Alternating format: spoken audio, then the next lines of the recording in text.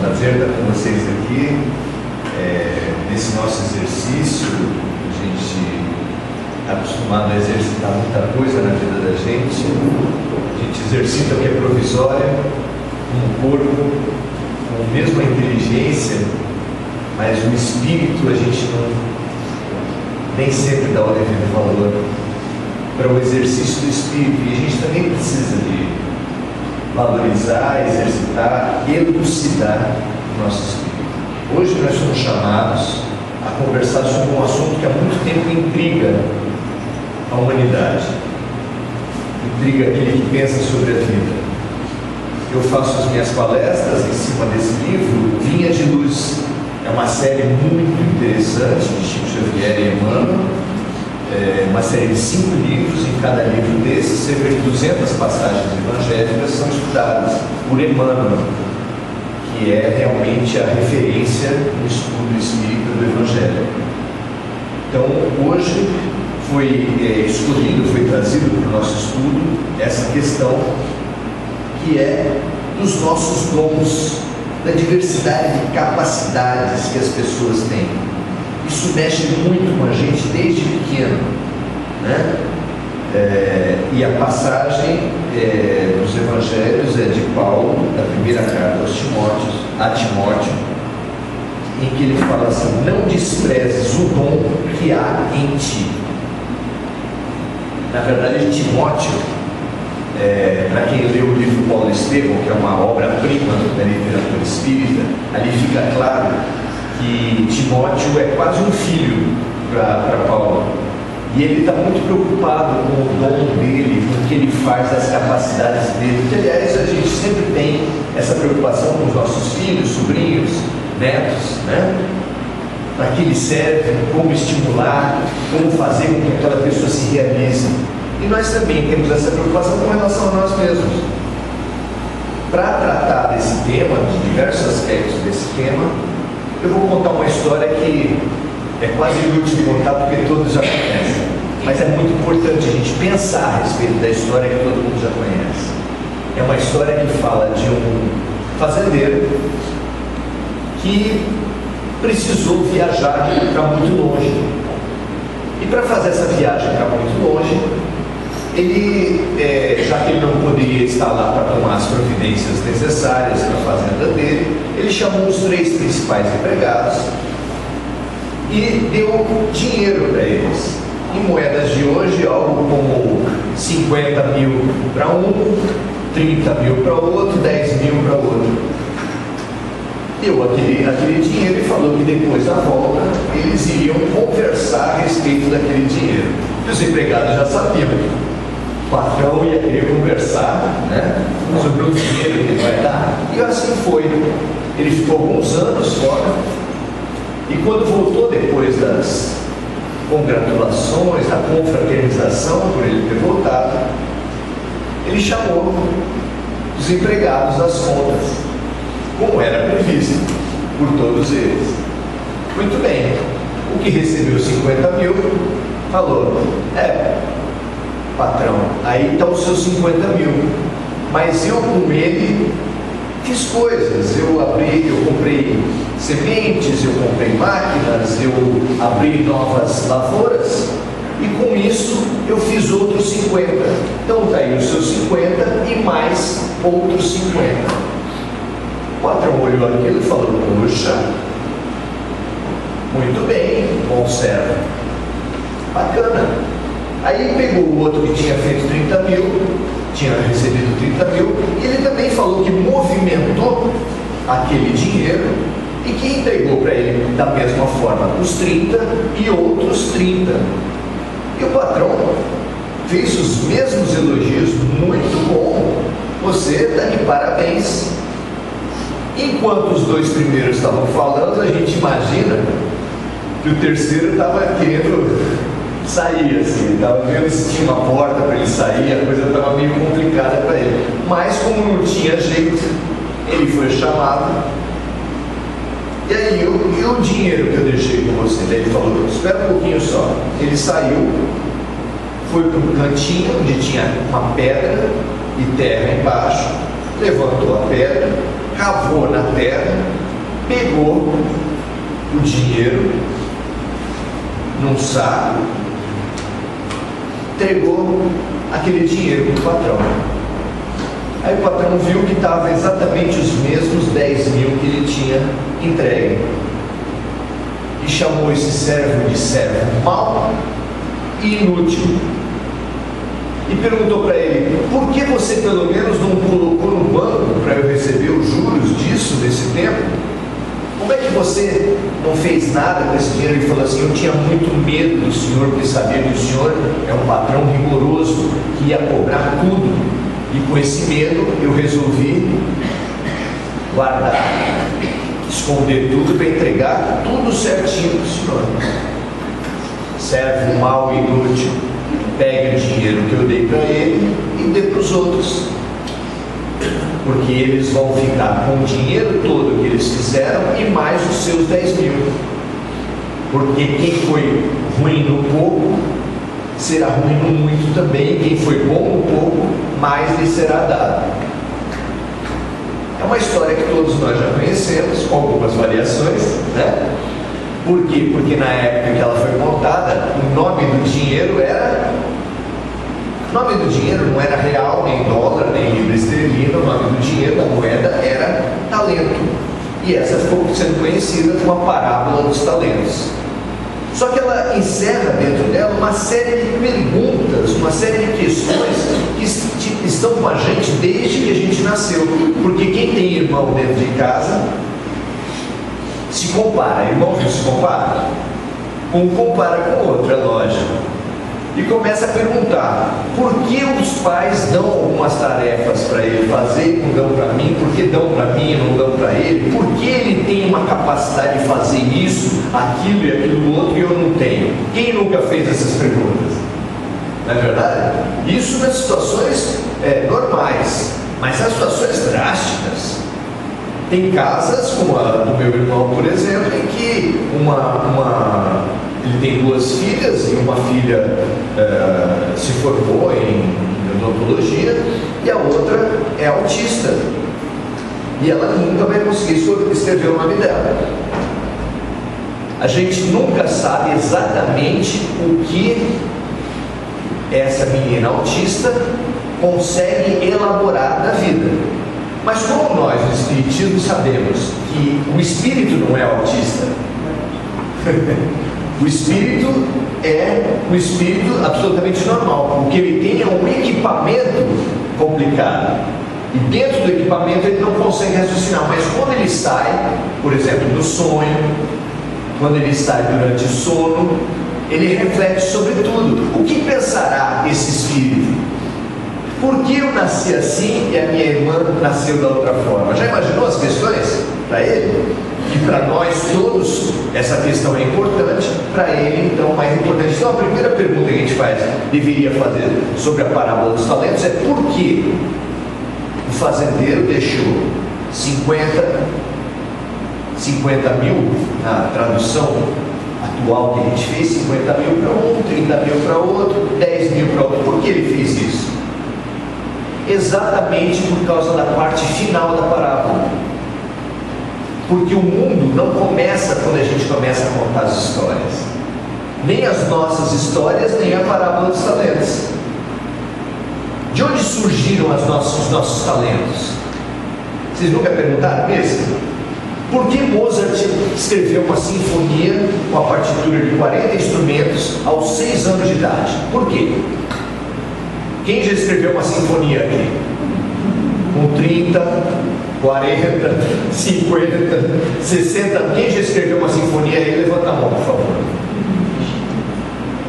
Como é que Mozart escreveu uma sinfonia aos 6? Como é que foi? Deus acordou de bom humor e deu um talento fantástico para Mozart, foi isso? E para minha sobrinha, autista, ele estava meio chateado, o time dele tinha perdido. O que foi? Como é que a gente entende a ação de Deus na doação dos talentos? Em suma, porque Ele dá muito mais talentos para um e muito menos para outros. Não teria lógica, não teria justiça, não teria bondade em Deus se fosse aleatório. Tem que ter uma razão. Mas como o talento é congênito, a minha sobrinha já nasceu autista e Mozart certamente já nasceu, porque não há como uma pessoa ter um talento como esse ser desenvolvido na barriga da mãe, a não ser que tivesse uma orquestra sinfônica na barriga da mãe dele, né? Se não foi aprendido nessa vida, só pode ter sido em vidas passadas, é claro. E isso dá uma explicação e dá uma lógica, e só assim a gente consegue se reconciliar com Deus bom, todo-poderoso e justo. Porque só pode haver um Deus bom, todo-poderoso e justo à luz das vidas sucessivas, porque aí as coisas se encaixam, aí tudo ganha sentido, aí as diferenças adquirem uma nova tonalidade, uma nova justiça, porque efetivamente as pessoas ganham talentos de acordo com o uso que tiverem feito em outras vidas, porque ao final da parábola, aquele que usou mal os talentos teve que doar os talentos dele para o outro que utilizou bem, ou seja, aquele que melhor utilizar suas capacidades, mais será, aquele que tem mais será dado, e aquele que usou mal, até o que não tem lhe será tirado. Até a pessoa que usou mal o seu cérebro pode nascer com paralisia cerebral, ou seja, até o que ele usou mal, até o que ele não tinha, que era inteligência, lhe será tirado. Por quê? Punição de Deus? Não parece com a punição de Deus? Eu falei em autista, a gente pode falar em paralisia cerebral, que é muito mais grave, tem casos muitíssimo mais graves, apesar que o autismo também tem graus variados. Será punição de Deus? Será que o Deus bom, justo, todo-poderoso, que ensinou através de Jesus que é que nós devemos perdoar 70 vezes 7, mas Ele mesmo não perdoa? Ele manda a gente fazer uma coisa que Ele não faz? Não é um dilema? Nós precisamos entender isso. Sem entender a justiça de Deus, sem entender a justiça da vida, só nos sobra o quê? A revolta, a injustiça, a pena de nós mesmos. Como é que pode ser que o Pai do céu faça isso se nós mesmos nas nossas casas, eu não sei na vida de vocês, mas se em algum almoço tinha um bife só para dois filhos, o que a gente fazia? Mas cortava mais ou menos? Cortava assim, dava uma parte com nervo para um, uma parte menor para outro. Como é que era o negócio? A gente procurava ser justo. Se nós procuramos ser justos, quanto mais Deus. E não é, portanto, por punição, mas é pela boa utilização, para ter um recurso didático. Isso é uma coisa que é muito difícil. As pessoas vêm para o Espiritismo, mas ainda vêm com a matriz do Deus irado, o Deus punidor, e ainda imaginam um Deus que, condutor de cavalo, que quando sai do cavalo ele dá uma chicotada para o cavalo voltar. É um Deus de punição do mesmo jeito, só que através da reencarnação. E não condiz, esse Deus não condiz com o Deus de Jesus, que é um Deus de amor. Como entender então? Não é? É claro que, por exemplo, uma pessoa que usou mal um recurso, ele pode vir sem aquele recurso, não por punição, mas para aprender a valorizá-lo. Um homem ou uma mulher que tiverem abortado, só falar assim já causa estranhamento, né? Como um homem abortar? Só mulher que aborta. Não parece estranho um negócio desse? A gente falar que só mulher que aborta. Você nunca ouviu falar assim, eu tenho um amigo que abortou. Quem já falou assim? Eu tenho um amigo que abortou. Alguém já falou isso? Nunca, é só mulher que aborta, né? Não é uma maldade isso? É possível uma mulher abortar sozinha? Sem a participação da família, de amigos, de um médico, de uma enfermeira, de uma curiosa? Mas, então, todos aqueles que abortam estão de alguma forma desvalorizando a maternidade, desvalorizando a paternidade, e podem sim, numa outra vida, vir inférteis, não como punição, mas para aprender a valorizar pela ausência. Ou vocês não entendem? Todos nós entendemos que a gente aprende também pela ausência. Tem muitos parentes nossos que a gente só vai valorizar depois que morre. Todos vocês tendo respondido isso já sabem muito bem do que eu estou falando. A gente às vezes precisa da ausência, não como punição, mas para valorizar. Às vezes o rico de uma encarnação é colocado no lugar do pobre, o homem de uma encarnação orgulhoso, machista, que oprime as mulheres, é colocado na posição de mulher na outra encarnação. Nascer mulher é punição? Minha mãe acha que sim. Vocês acham que é punição nascer mulher? O negro de uma encarnação nascer branco na outra, ou o inverso? O branco que oprimiu negros na outra encarnação nascer negro? Já imaginou um judeu saber que ele pode nascer palestino? Já imaginou isso? Um santista saber que pode nascer corintiano? É só nascer numa família corintiana que a tendência dele vai ser, pelo menos até uma certa idade. Depois, na adolescência, talvez ele limite, né? O mecanismo da reencarnação está longe de ser aquele Deus punidor que a gente aprende em outras religiões, mas para ser um Deus que coloca na carne aquilo que nós não conseguimos fazer em espírito. Qual é o caminho para nós aprendermos o amor, a solidariedade e a fraternidade que Jesus nos deixou? Fazer aos outros aquilo que gostaríamos que os outros nos fizessem. Portanto, a empatia, que é sair do seu lugar e se colocar no lugar do outro, é fundamental. Quando você vai dar um presente, se você quer realmente agradar e não só comprar um presente mais barato, que aí não é só um exercício matemático, mas se você quiser realmente agradar, o que você precisa fazer para pensar que presente? Se colocar no lugar da outra pessoa. Se eu apareço com um skate para dar para o senhor, uma prancha de surf para dar para a senhora, eu vou falar, é a sua cara. Ela olha aquilo, foi a cara dela? Não, o skate estava barato, 3 skates por R$90. Eu fiz as contas e falei, beleza, não tem melhor do que isso. Agora, se eu quero ajudar, eu quero me colocar, se você está nesse momento de querer ajudar um filho, um sobrinho que está nas drogas, que está passando por uma crise importante, qual é o exercício mais difícil? Qual é a chave que vai abrir a tua mente e o teu coração? Se colocar no lugar do outro. Se fosse eu, como eu gostaria de ser tratado, o que eu gostaria que me fizesse? Não é esse o exercício fundamental? Nós precisamos nos colocar no lugar do outro pelo bem, pela fraternidade, pela caridade. Todos nós fazemos isso? Todos os homens se colocam no lugar das mulheres, todas as mulheres no lugar dos homens, todos os ricos se colocam no lugar dos pobres. É assim? Como a gente não faz pelo amor, a vida faz pela dor. O que a gente não faz por espírito, a vida vai e coloca na carne. E assim as diferenças vão se alternando na vida das pessoas, a ponto de nós aprendermos os diferentes pontos de vista.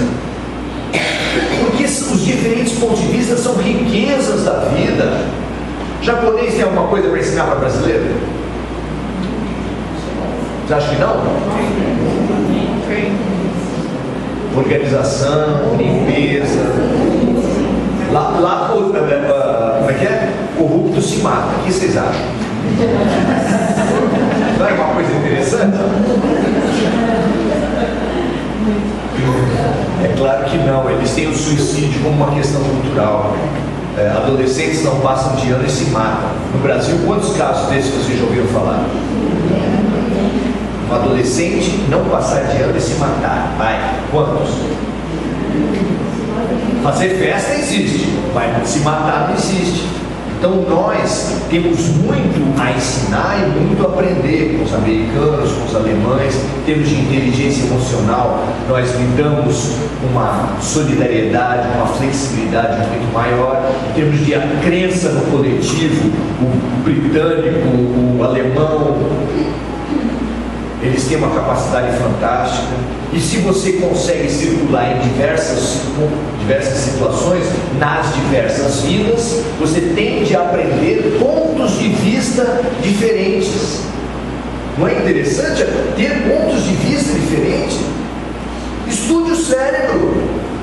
Hemisfério direito, hemisfério esquerdo, você vai entender como é revolucionário para um homem aprender a pensar como uma mulher.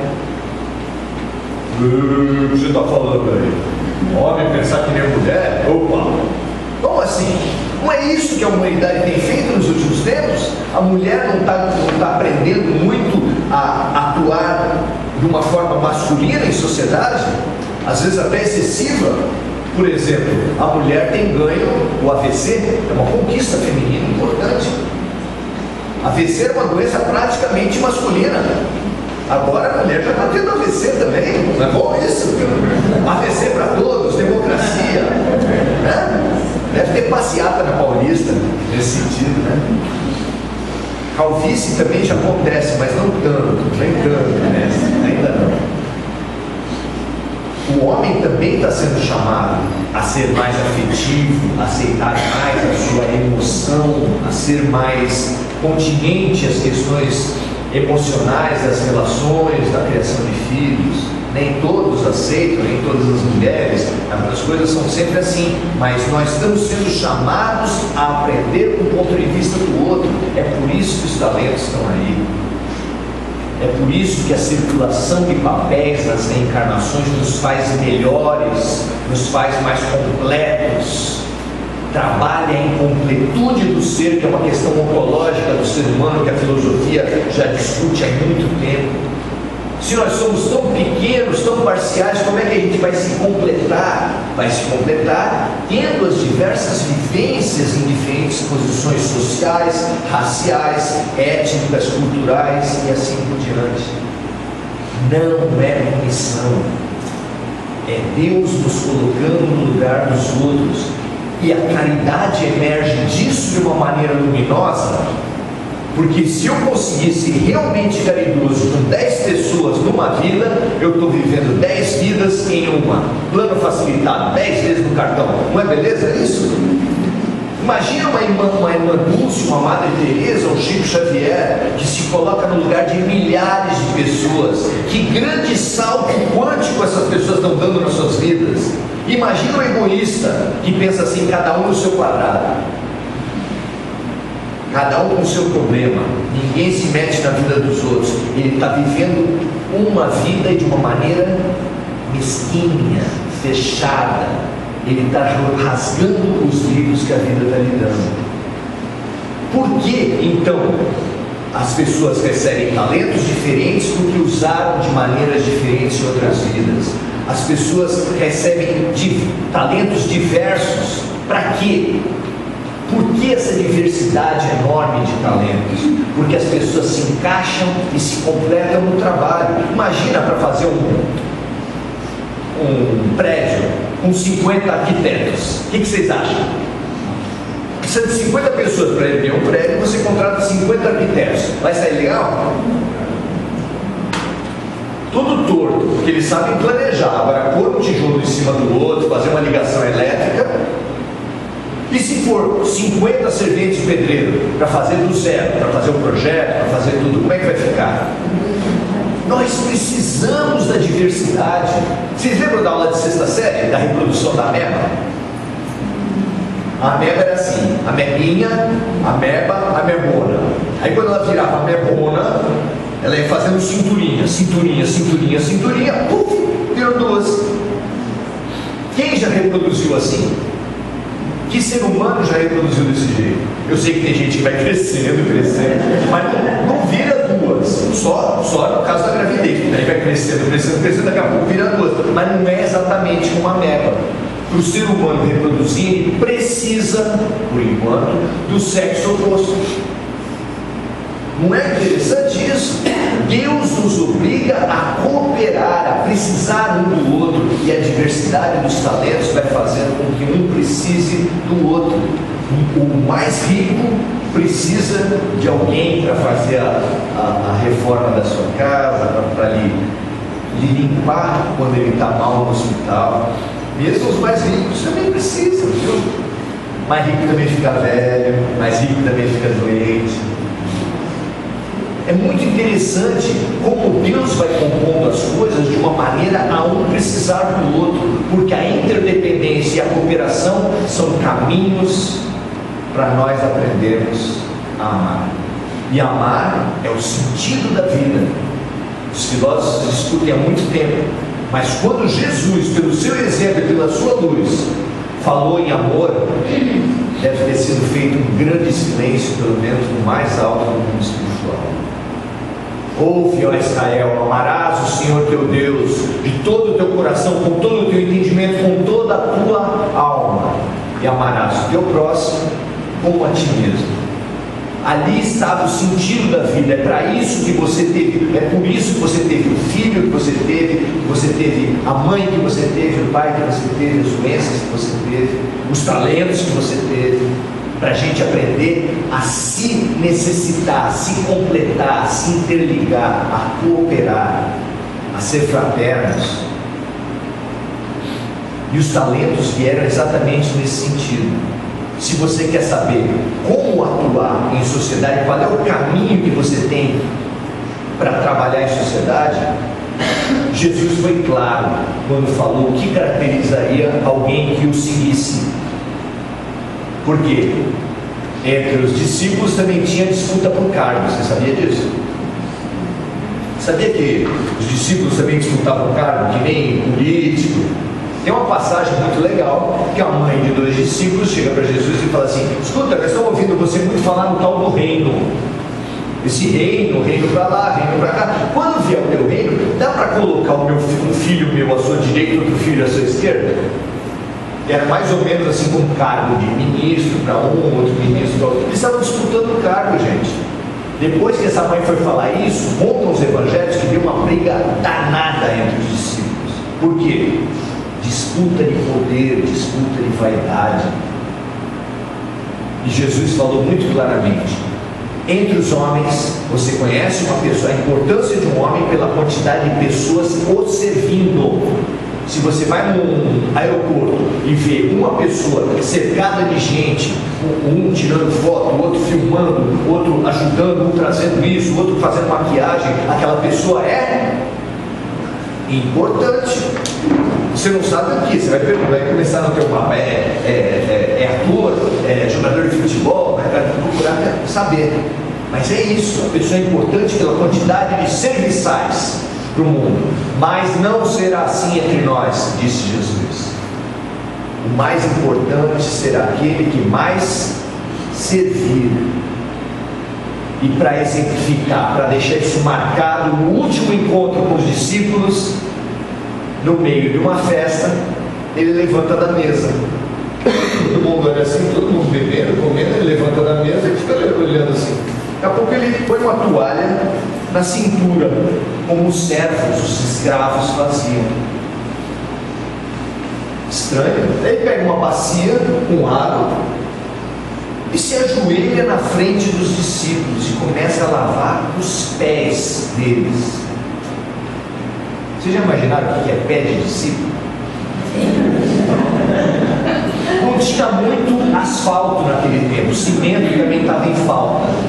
Era pó, sandália e pó, o dia todo andando na sandália e no pó.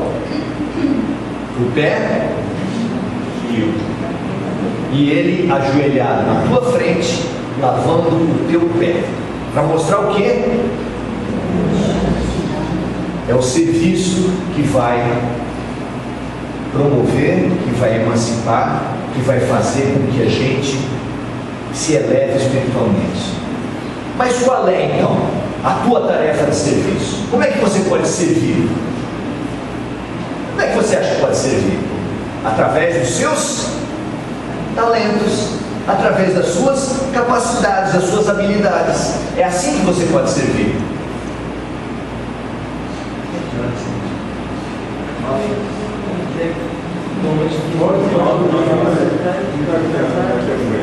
Você lembra dos mais inteligentes na sala de aula?